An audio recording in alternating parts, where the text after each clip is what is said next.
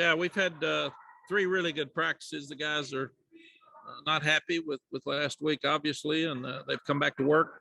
You never know with a team and a lot of young ones on this team how they're going to respond. And to start looking at this weekend, it should be fun. It's the first time some of these guys really 2 classes have seen a full house. So Keenan will be full and rocking on Saturday night, and that'll be fun. It's a wonderful time to appreciate and say thank you to the first responders and honor them. I was a guy, like I said the other day, that I remember 9/11 vividly. It's part of my life. It will be forever, obviously, and it's something that all younger people need to go back and revisit and look at, because there were some real heroes that day, that some that lost their lives and some that didn't. But I remember it like it was yesterday. So honoring the head of emergency services, Kirby Saunders, who actually went to New York and fell in love with being a first responder at 9/11. So he will be honored on Saturday night as well. But all the tickets are sold, so that should be fun. It should help our team get back on their feet. Also, a young guy that had a wreck last year, Lee Fitch. We're honoring him because he's a local young man that was struggling when he first got hit by a car. And he was on his skateboard. And at that time, I went to him and said, I'll make sure that you're at that first game. And we won't honor him publicly, but we will give him a special night, because he's come so far since he was laying in that bed, and we weren't sure about his future. So I'm really, really happy for him. You can learn a lot from losing. You'd rather not. The best thing that could have happened to us was go in that environment, get in trouble like we did, and then come back and win at the end. And we weren't able to do that. So that was the disappointing part. The good thing is they saw we could have. And we felt like we should have. We had our opportunities to finish, and we just didn't finish it offensively. Defensively, we had the slow start again, but we got much better. So now we've got to build on that. To be the defense we want to be, we've got to start being a great defense, especially on first downs, so we can put people in second and third and long. Kicking game, I'm encouraged with. I think it's there. We've just got to do it. And when it starts happening, they'll continue to improve. Offensively, we've got to pick it up. We've got to do better. We've been running up and down the field here for 2 years, and that didn't happen on Saturday night. And a lot of the mistakes that are made were ours. We said too much penetration, too many sacks, too much disruption. Usually a sack keeps you from having a drive. We had 6 of them. So we had some big plays, but we didn't consistently move the ball and have a rhythm. And that's something that's got to happen on Saturday night. So we know the concerns. We got to fix them. It's easier to fix them after a game than it is against yourself. You talk about them, you try to do it, and we didn't get some of those things done like we had hoped to do. And then you move forward to the next week. We're lucky that we're paying a good group of 5 opponent. Sean Elliott's he's an outstanding coach. He's been at Division I a long time. He was the interim coach at South Carolina a few years ago. He's been to 3 bowls in the last 4 years. He's done a tremendous job at that program. Army is an absolute awful opener. You don't want to spend all your time working on the option. I've been told they've been working on us for 3 weeks instead of Army. And like us, they left disappointed. So they'll come in here with a great attitude. But instead of having some group of 5 or FCS team that's not any good at all, we need a good opponent. We need to get better, because we've got then Virginia coming in the next week. So we've got a lot of things we've got to fix. And again, the better the opponent, the better for us. And it will be Sun Belt officials. You usually have the away league officials come to your place, and then next year when we play them, it will be ACC officials. They did beat Tennessee a couple of years ago. Ty Chandler addressed the team with that nugget today after practice, and he said that they're definitely capable. So we need to be ready to play. So we've asked them. obviously you take care of your faith, your family, and your academics. And the next most important thing is your football for Saturday night. So get rested from this point. It's pretty much review tomorrow at practice, and but get yourself ready to go. Questions?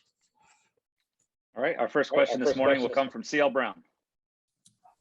Hi, Mac. This is unrelated to the game, but kind of a bigger picture question of football and college athletics. I was curious in what ways you feel like COVID has changed college sports. Can you hear me all right? Okay. Yeah, you were going in what ways has COVID Okay. In what ways has COVID changed college sports forever here going forward? CL, I think COVID's changed our lives forever going forward. This time last year, we really didn't know what was going on. Again, we didn't even know if we were going to play.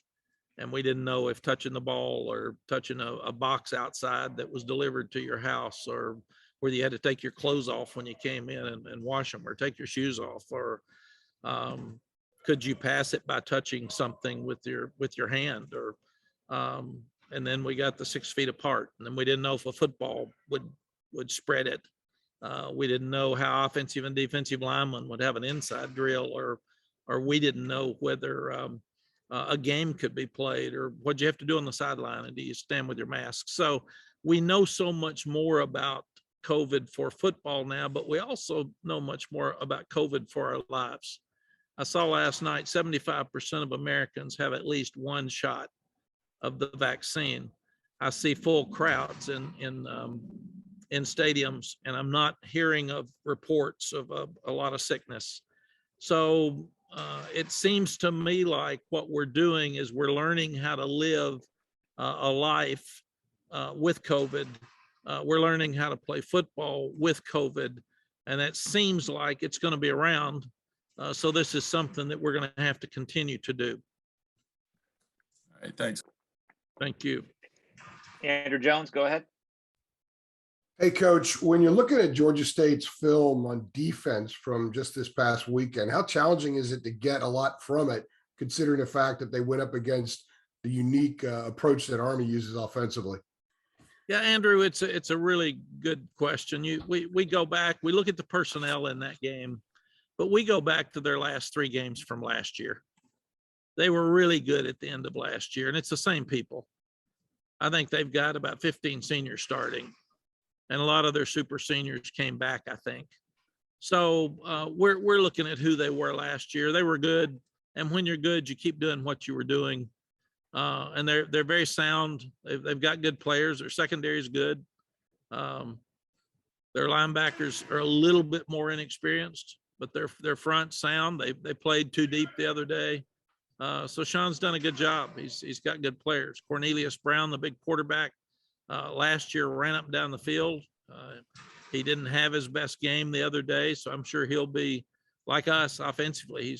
They're trying to get back on track, and they run an offense about like ours.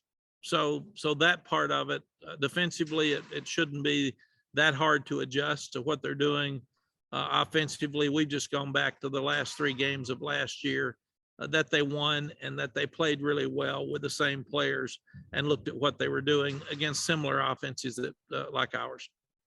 I also saw on Twitter a little while ago that Lawrence Taylor tweeted out that he's coming back this weekend. Can you kind of take us through your role in him coming back, and what you might have him do around the team or say to the team, or because he was on the last ACC champion at Carolina? Yes, we tried hard a couple of years ago to get him back from Miami, and it didn't work. And then last year with COVID, there wasn't much inviting anybody back. I just was told that this morning, so I'm so excited that Lawrence is coming back. He's not only, I told the kids yesterday or this morning at the 6:30 meeting when I heard he was coming back, that he's not only one of the greatest players to ever play here, he's one of the greatest players to ever play.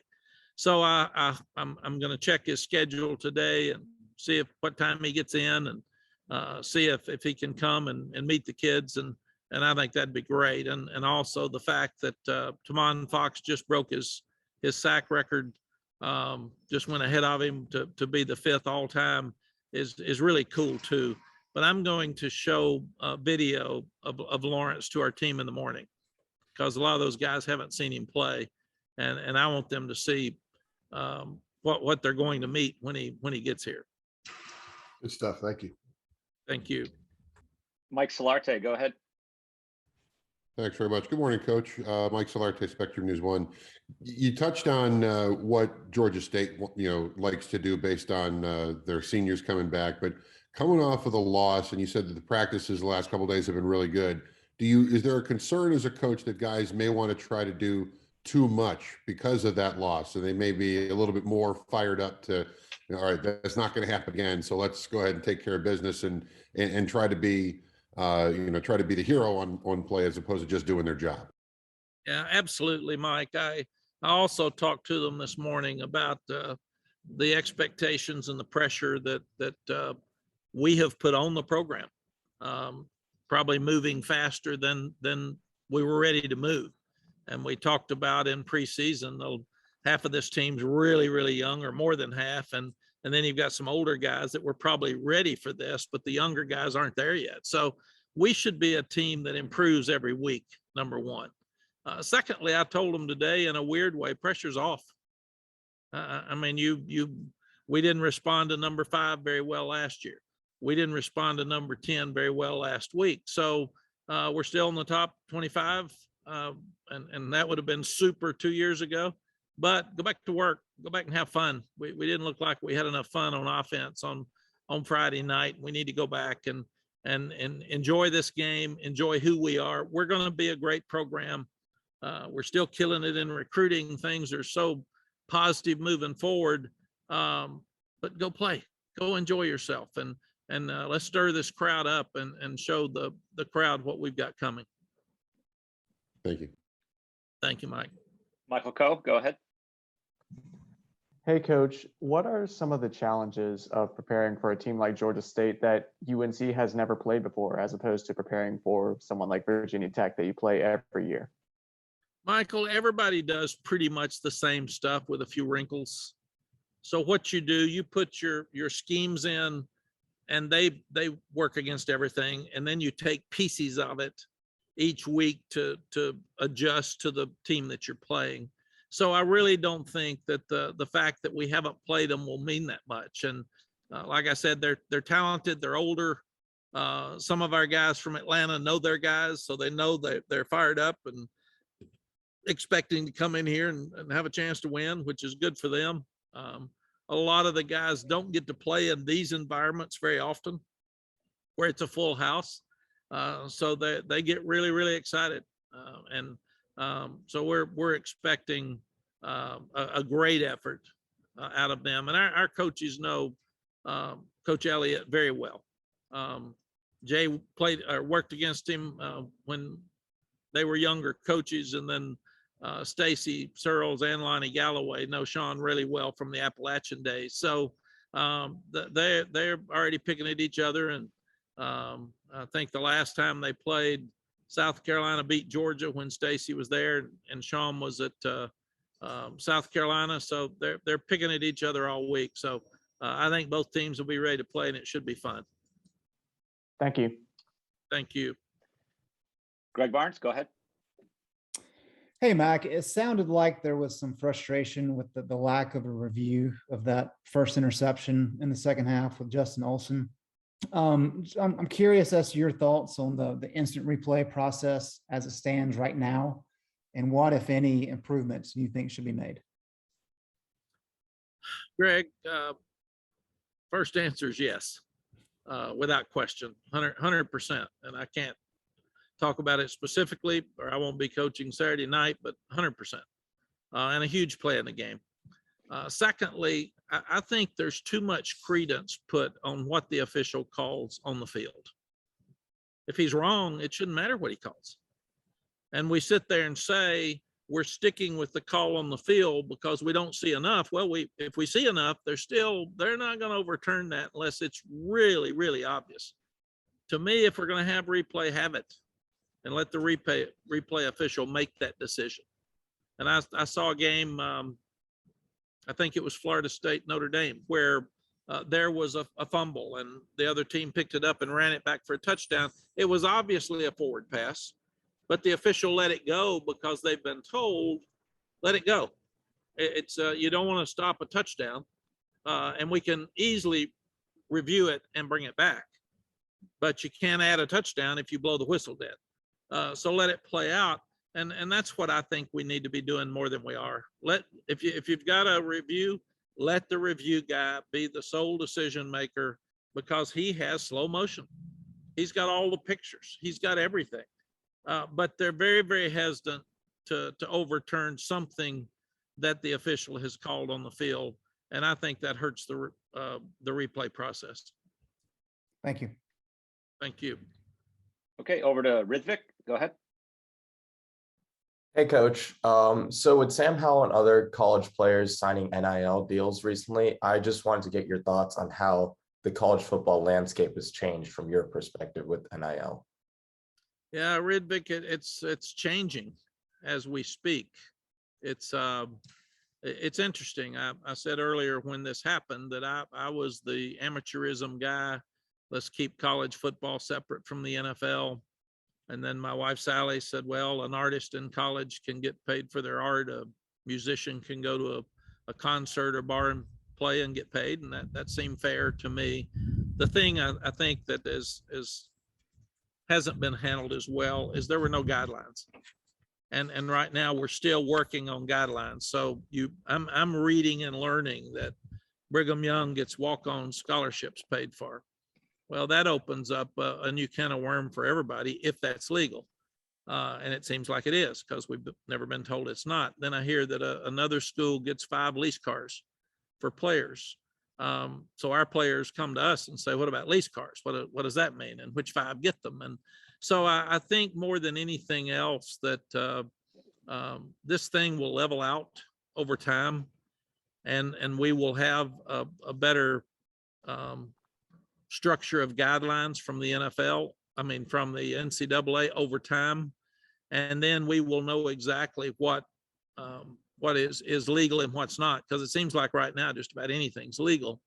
Where it gets even more gray is with recruits, because they have said specifically that you can't pay Sam Howell per play. And that means you can't pay him for the number of touchdowns he throws. You can't pay Josh Downs for the number of catches he gets. So that helps us.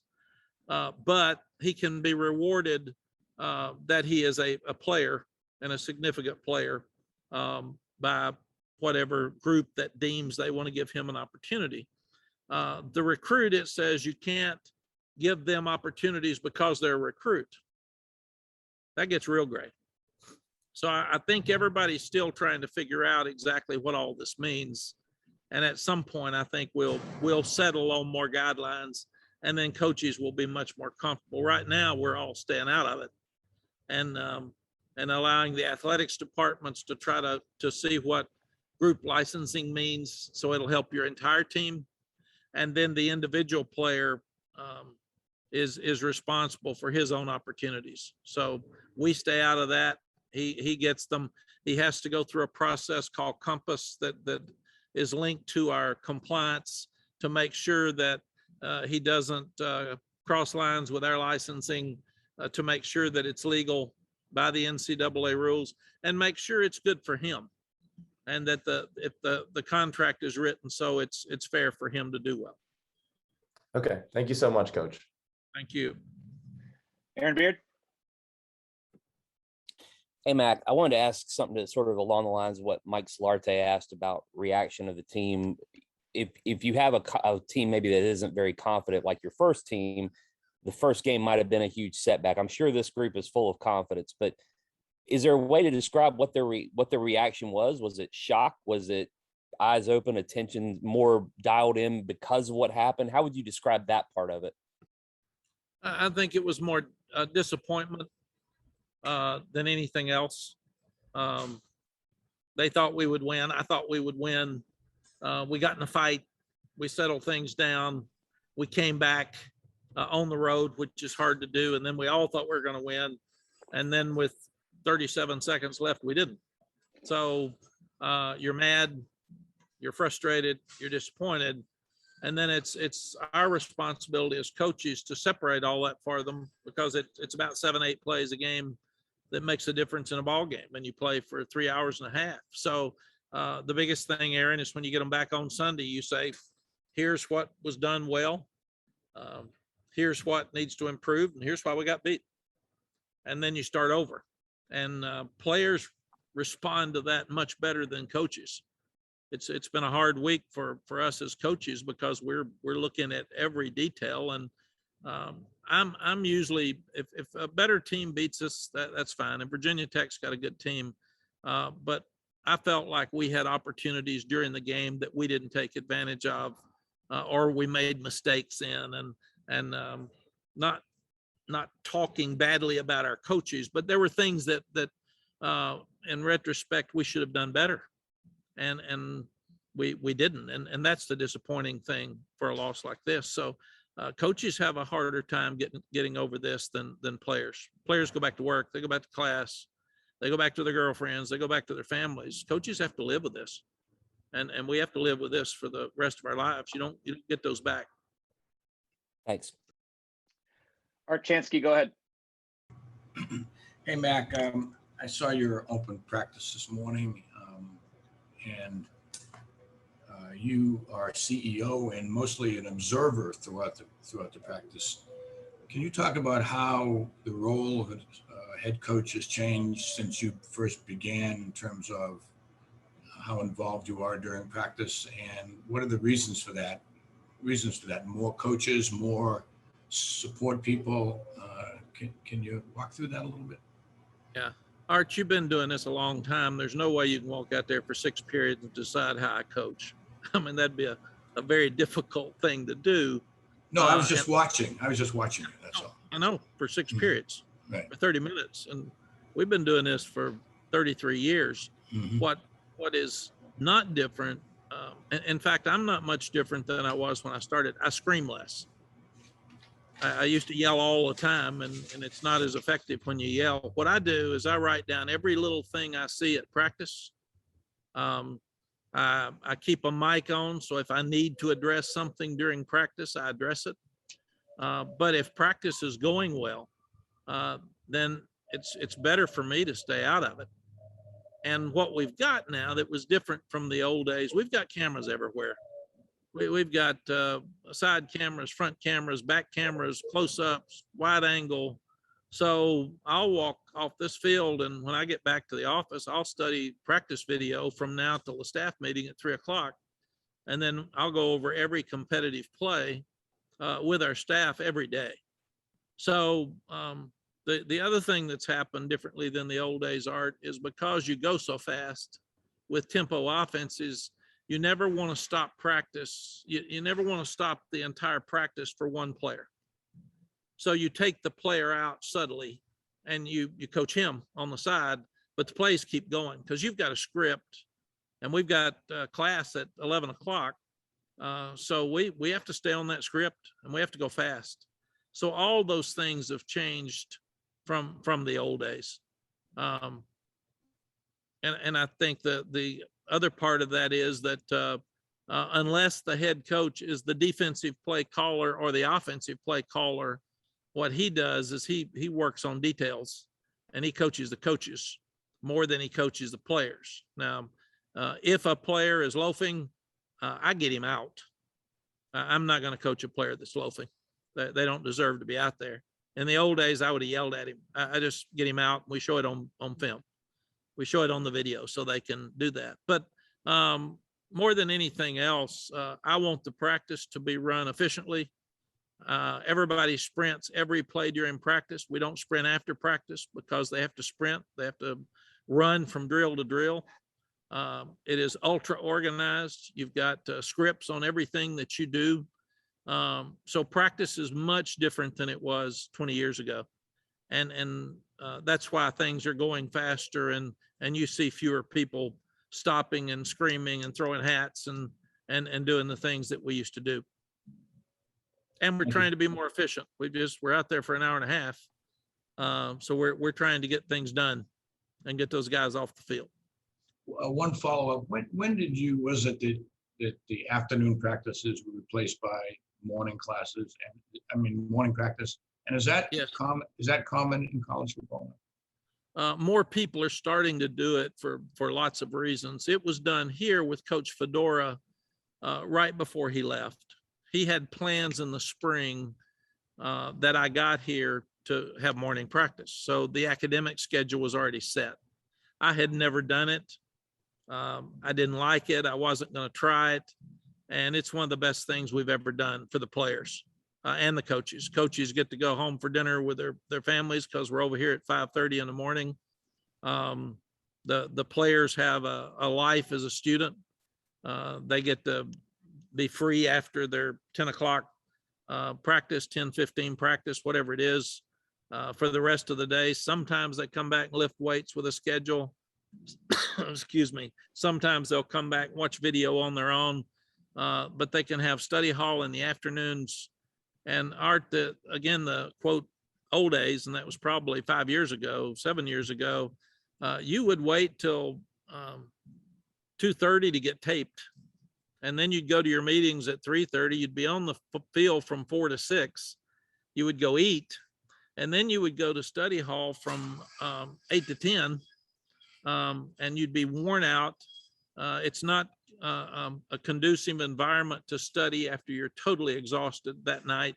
And then you get up at 6, 7 in the morning and go to that 8 o'clock class. So it just beats you down over time. This is so much better schedule for these kids. Plus they have to go to bed at 9:30 or 10 because they've got to get up at 5.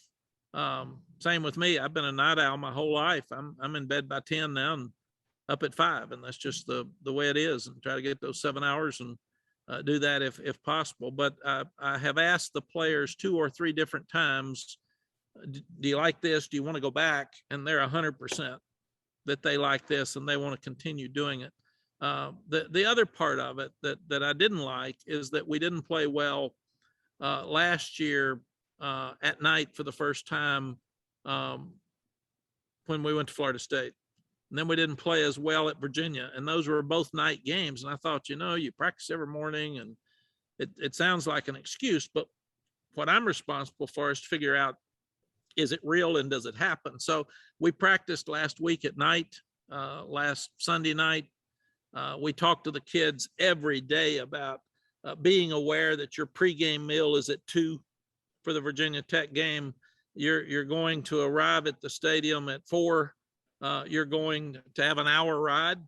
So from 3 to 4, figure out what you're going to do to have your mind right. You're going to arrive at that stadium at 4. You're going to go on the field at 5, and you're going to kick it off at 6. So have that mental clock in your mind. And I did not think our players didn't play hard or well the other night. I thought they tried. We made some mistakes, but none of those were because of early morning practice or being complacent or not being locked in because they played so hard that second half. Thank you. Great stuff. Appreciate it. Thank you. Okay, last question today will come from Davis Wallace. Hey, Coach. I know you're not a fan of the preseason rankings and that you would prefer to wait until the college football playoff rankings. I was just wondering, earlier in the season, how would you determine quality wins if there weren't any preseason rankings to help teams like Carolina move up in the college football rankings? Yeah, I would think, Davis, that you would just follow those through the season. And obviously Virginia Tech was a quality win over us because we were supposed to be a good team. But when you start getting credit for beating a top 10 team when we weren't, because we didn't play like we were, and there were 8 other universities that got credit for beating top 25 teams, and they probably weren't. When you start looking at it, I just don't think we should rank the teams until midseason, and then you go back and can say, if we come back and we start playing really well, and you're in October and those college football playoff rankings come out, you can say, boy, that win for Virginia Tech over Carolina was really a quality win. You got to give those guys a lot of credit because Carolina was really a good team and they beat them on that first night. And that's what I would do. Where I've often thought when I was in the media, if they fired you guys or docked your pay for every bad team you put in the top 10 or the top 20, you'd probably move those till mid-season. So none of you are showing your polls this week. And I think that's just part of the deal. We don't know. And we're acting like we do. We don't. We have no idea. Coaches don't even know how good your team is till you start. You think you do. And that's one of the reasons we excite all the fans and then let them down if we're not as good as expectations. And I just think that could be done better for the kids. All right, thank you, Coach. Thank you, Dennis. All right, Coach, we're all done now at this point. Thanks for a few minutes this morning. Thank you. Everybody stay safe, and we'll see you Saturday. It'll be fun to have a full house again in Kena. Will you all be there? Thumbs up if you're coming. Will you? Yeah, we'll be there. Some of us. About half? Yeah, we got about half. We'll have about a half full crowd in the press box, Coach. Okay, Good. and then That's more. afterwards, we're back to Zoom. So we'll be doing the same press conference that we've been doing. Okay, sounds great. Have a great week.